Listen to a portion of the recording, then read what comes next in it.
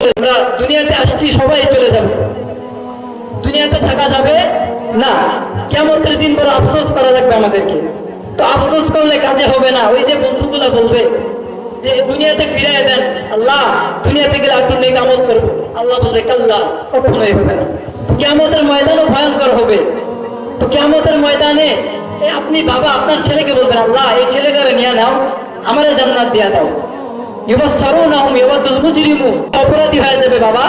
বাবা বলবে আল্লাহ আমার ছেলেরে নিয়ে নেন। ছেলে আল্লাহ বলবে কাল্লা, হবে না। তখন বলবে আল্লাহ আমার বিবিরে নেন, কাল্লা, হবে না। ভাইরে নেন, আল্লাহ বলবে হবে না। আরে মানুষ দেখবে কিছু দিয়ে হইতেছে না, কারে দেওয়া হয় আল্লাহ ওই যে আমাদের যারা নামাজ না পড়ার পরেও যে আত্মীয় স্বজন জায়গা দিত, কিছুই বলতো না, আল্লাহ ওই যে ওই আত্মীয় গুলো একটু নিয়ে নেন, আল্লাহ ভাই কাল্লা, কাম হবে না।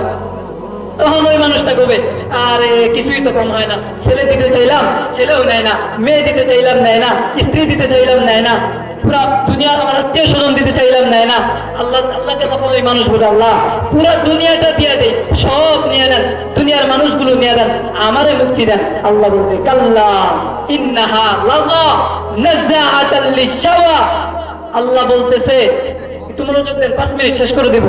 আল্লাহ বলতেছে ইন্নাহা লাযা, কখনোই নয়, এটা কিয়ামতের ময়দান, ফয়সালার দিন, এখানে চূড়ান্ত ফয়সালা হবে। ইন্নাহা লাযা, নিঃসন্দেহে আমি আল্লাহর আগুন বড় কঠিন।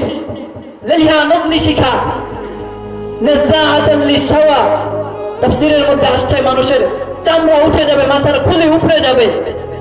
তো আল্লাহ ওই মানুষের সুপারিশ কিচ্ছু দিবে না, কিচ্ছু গ্রহণ করবে না, নাফসি নাফসি করতে থাকবে, সব মানুষ নাফসির উপরে থাকবে। এরপরে বলে ফাজামা ফাওয়া, মানুষ দুনিয়ার মধ্যে সম্পদ কামাই করছে না, আল্লাহ বলবে ওই যে সম্পদগুলো নিয়ে আসো একটু। সম্পদগুলো সঞ্চয় করছিল কার?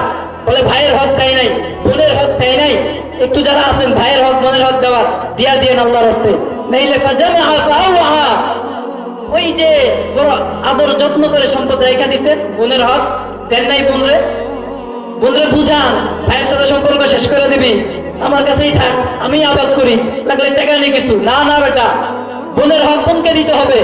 আল্লাহ বলছেন ইত্তাকারি মিসলু হাজ্জিল উনসায়াইন, কোরআনে বর্ণিত আছে। হুজুর চলে আসছে, বাড়াবো না, এজন্য ভাই বোনের হক দিয়া দিবেন, এতিমের হক দিয়া দিবেন, যাকাত আসলে যাকাত দিয়া দিবেন।